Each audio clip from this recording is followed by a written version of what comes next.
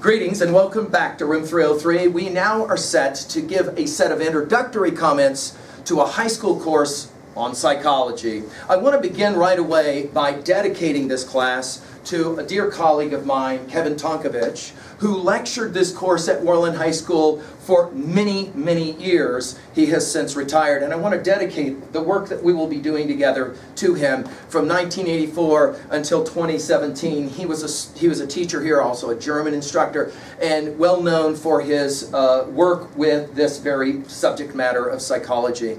Now, we are here, and let's state some objectives for our time together. We are here to get a general introduction to the field and study of psychology. So right away, I want to make sure that you understand what this course is not. We're not going to be able to work at depth level with any of the concepts that we will be introducing you to. We will rather be working at the epidermal, the surface level, and for that, let me already apologize, because on each one of these topics we could find ourselves going much, much deeper, and we won't. The subject matter is for us hopefully lifelong learning, so that as you finish a certain kind of course like this, you're able to move on to a college or a university course in psychology, and you will be properly prepared. That's our hope anyway. And in that regards, let's make sure we understand that our approach here will be guided by the William J. Elmhorst and Mary Spillis High School volume from Pearson, the 3rd edition psychology textbook. And our expectation is that you'll be doing external annotations of the volume, unless of course you wish to purchase your own. Now we're going to follow together our course at learnstrong.net, down that left-hand side, our playlist, and I'm hopeful that as you move through the course with us together, that you will have done all of the preceding kinds of work. That is to say, as we move into chapter 3, my assumptions will be that you have also studied the previous 2 chapters. We're going to begin now to outline what it is that we will do through a 2-semester high school course in psychology. We're going to begin, first of all, with classical psychology. That is to say, the explorations that will be for us pre-modern. More importantly, it will be for us that ancient study, what they used to call philosophy. Philo, love, Sophie, wisdom. And so that's where we'll begin, and we're going to start with that famous holy trinity of Greek thinkers, Socrates, Plato, and Aristotle. That's where we will begin. Now, I should point out that this is a little non-traditional. Often, psychology courses will not begin here, but rather they will start with someone like Sigmund Freud, the great Viennese psychiatrist, who will help to begin to lay the groundwork for modern psychological thought. I am convinced, however, and so is Freud, that you got to know some of this early stuff to really appreciate what we're doing when we talk about modern and even postmodern psychology. So that's where we'll begin. From there, we're going to spend a few minutes together as well with early Greek drama or theater. We're going to follow Aristotle's Poetics as we play that game. Some have actually said this is the birth of psychology. I'm going to leave that debate to you. Freud, as I already mentioned, the crazy genius, we're obviously going to have to talk about him quite a bit in a psychology class. He argued that if you don't know these kinds of stories, it's very difficult to really think much intelligently about psychology. Finally, in our classical steps here, we're going to finish with one more ancient thinker in Marcus Aurelius, maybe a little bit of Epictetus thrown in, the Stoic tradition, as we often will refer to it. And that will be, in many ways, groundbreaking kinds of preparations for what we will call modern psychology. Now, after that, we'll jump into, I'll take us some 4 to 5 weeks of study. Then we'll be ready to jump into our textbook, where we will work with the 15 chapters and the 37 modulars. That will be a part of that, and that will be the work for the rest of the year for us. Let's just briefly summarize what that looks like. And if you're looking at your volume now, and I hope you are, you're looking maybe at the table of contents to get a sense of kind of where we're headed. Now, this textbook, in traditional fashion, likes to begin with the scientific inquiry domain. So that's where we'll start. And in chapter 1, we're going to talk about the science of psychology. We're going to talk about the historical development of perspectives. We're going to talk about research method and ethics, and obviously statistics. From there, we'll go to biopsychology in that domain. In Chapter 2, the biological perspective, we'll be working with the nervous system, the brain, heredity, environment, adaptation. That is to say, we'll be looking at the physical body as it relates specifically to the notion of the mind. In Chapter 3, we'll mess around with sensation and perception, and in Chapter 4, with consciousness, we'll talk a little bit about sleep, we'll talk about dreams, we'll talk a little bit about hypnosis, we'll talk about dope. It's awfully hard to talk about psychology and not talk about dope, and that was true from the very, very beginning. When, for example, the Greeks used to do interesting things to get stoned, then start to think a little bit about the human mind and the psyche. So we'll talk about it. From there, we'll go into the developmental and learning domain. This will be significant for you as a student. Why is it, for example, the case that in some classes you seem to learn better than in other classes? Like, why is that? Now, some of you will say it's my proclivity or my interests, but where did those interests come from? All of this will be a part of this cognitive and developmental and learning domain. In Chapter 5, we'll talk about development across lifespan. We'll talk about development and the topics involved. We'll talk about prenatal, infant, and childhood development. And of course, important for us, adolescent and adult types of understandings. It is significant that we didn't even have the term adolescence until quite recently. I'm serious. In London in the 1800s, William Blake will, for example, point out that 5- and 6-year-olds were expected to work 14 to 15 hours a day. Child labor laws came into play because of that, and they said, fine, we'll only make 5-year-olds work for 10 hours instead of 16. And wait, but children are different from adults. No, they're actually not. Read a Dickens novel, and for example, little kids are often treated as if they're 30 years old already, and this adolescent view says, no, I think actually we're quite different when we're young than when we get older. That will seem intuitive to you. That is not intuitive to a lot of the early thinkers in our field. From there, we'll step to the whole notion of learning and language development, and this is going to be fascinating studies for us. How is it possible that I can use the words I'm using and you understand them? How did you learn all of these words and their uses? Noam Chomsky will argue, as a transformational generative grammarian, that in fact you already knew about much of your language grammar by the time you were 5 or 6 years old, maybe even earlier. In other words, you already understood the way words play together. You know what I mean? How is that possible? We'll pick up this. We'll talk a little bit about classical conditioning and operant conditioning as well, cognitive learning and observational learning, and then finally, of course, language and language acquisition, which is going to blow the minds of a lot of you.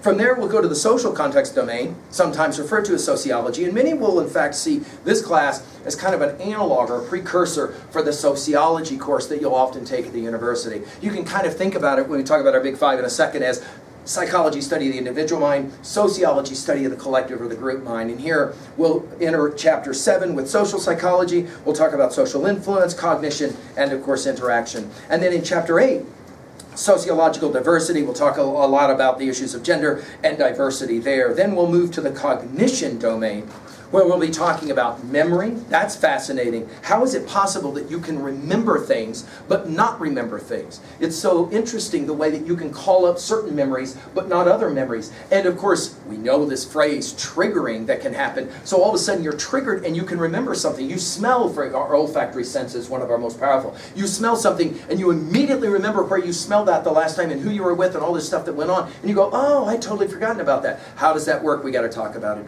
We'll talk about encoding. We'll talk about storage in modular 23, and in 24 retrieval, and of course retrieval failure. Why is it, for example, that older people often will not be able to retrieve information? And some of you will already begin to identify as young juniors and seniors that you're already starting to have difficulty remembering things that when you were a child you could hear at one time and you could remember it. How is that possible? And of course we're going to talk about what happens in the brain as it works through it. Individual variations domain will be our next one. We'll talk about motivation and emotion. We'll talk about theories of personality. This will be fascinating. We'll talk about perspectives on that idea of personality as well as assessment and issues in personality. And then in Chapter 13, we'll pick up with psychological disorders. Now, there are a whole lot of people that think of psychology and immediately think of this domain, abnormal psych. That is to say, there's something wrong with you. Freud said there's something wrong with all of us because we're human. And in this regards, we'll talk, though, about psychological disorders. We'll talk about how we define these abnormal behaviors, as we reference them, and as well types of psychological disorders. Finally, we'll finish our time together with applications of sociological science domain. And in chapter 14, we'll talk about psychological therapies and treatments. We'll talk about biomedical treatments and issues in treatments. A good number of you will go into the field of STEM from your study of psychology, and you'll be interested in what's going on in that field as it relates to our study. Finally, and this will matter to a good number of you, we'll be talking in chapter 15 about health and stress and coping. I just mentioned triggering as a word that many of you are now familiar with. It comes out of this field. Stress and stressors, coping with stress, promoting wellness will be some of our last topics. And then finally, the applied psychological and careers domain. That is to say, you could actually turn this study into a mechanism whereby you can, for your life as a working life, you can follow career paths within this field, and we'll talk a little bit about that. Now, our hope is that by the time you finish, now to just finish our observations, that you'll be prepared to take your university, your college-styled intro to psych class, and you'll have the necessary prior knowledge to do so. Speaking of learning, let's just summarize really briefly some of the it gets dark at night obvious kinds of 303 things that we always say. First of all, let's remind ourselves that we define learning as that goal to connect or relate new information to old information in meaningful ways. There's a student of mine who said, I kind of understand this notion of prior knowledge through a word picture of a basketball hoop.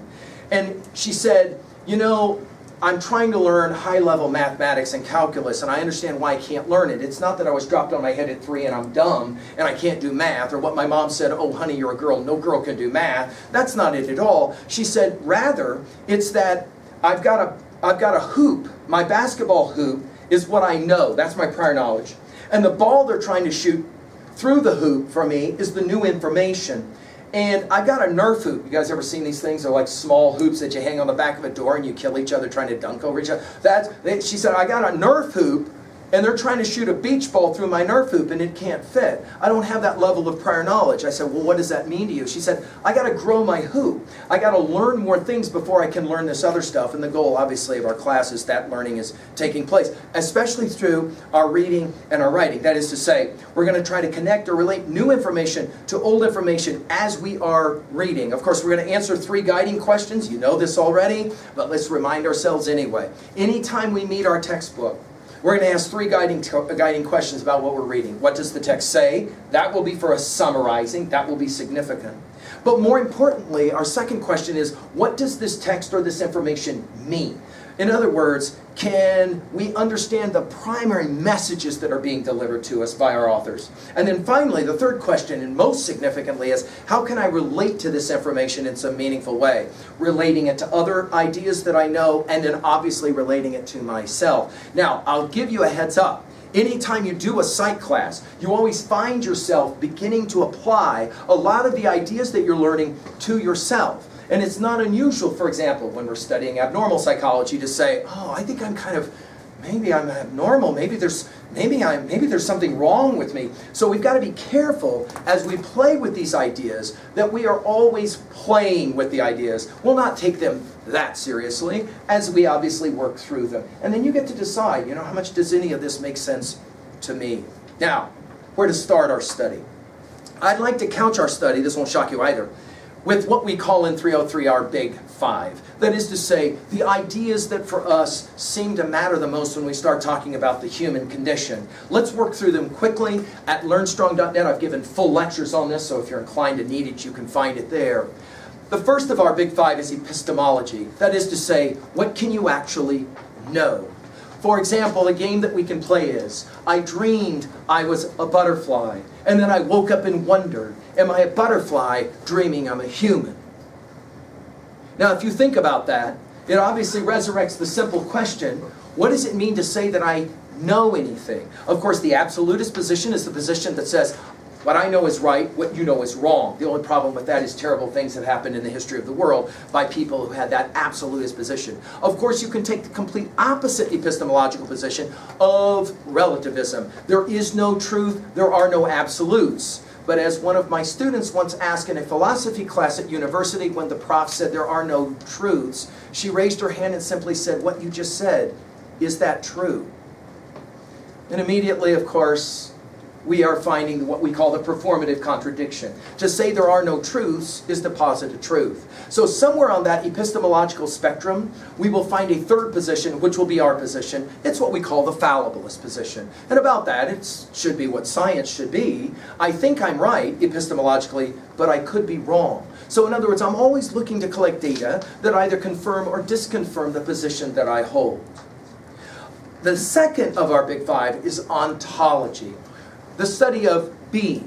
It's the simple question that many say invented the field of psychology: who are you?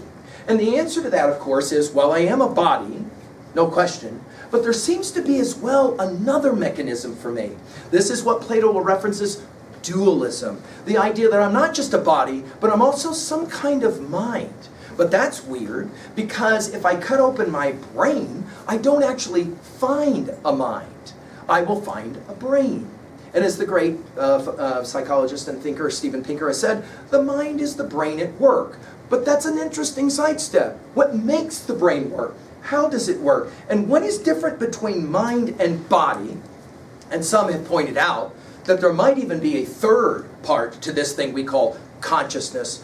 The ability to be aware that your mind is actually working. I can say, please think about pink elephants, and you can start thinking about pink elephants. But then you can also be aware that you're thinking about pink elephants. And the question is obviously, who is it that's aware that your mind is working? Who or what is it that's aware that your mind is working? This will be part of our discussion. Now, the third and the fourth of our big five will obviously take into consideration our study of psychology. 3, psychology, the study of the individual mind. 4, the study of the collective mind. And for us, in our study now together, we're going to ask a lot of questions about behavior and motivations. That is to say, why do we act the way we act? And is it possible that if I actually understand what the motivations of my actions are, I will be able to in some ways understand my behaviors? So I'll act a certain way, and then I got to ask, but why do I act that way? That will be our study. Finally, in our big five, the question of theodicy, Theodicy, theodicy. The question, theo, God, dike, the Greek etymological root for justice. The question of pain and suffering. Why must we live in a world where there's pain and suffering? If I could snap my fingers and all of the pain and suffering in the world would go away, would that be a good thing or would that be a bad thing? Well, of course, that would be a terrible thing if you're talking about pain receptors, because that would mean that there would be no pain. So a child wouldn't know that they're burning their hand on the stove. Oh, yeah, so we kind of need some pain. Yeah, so the theodicy question asks, what's the point in all of that? Well, that's where we will begin. And now as we move out of our introductory set of comments, we will turn to the very beginning and to a chap named Socrates, the old man who sits at the fountain at the mall and asks simple, not so simple questions. Thank you.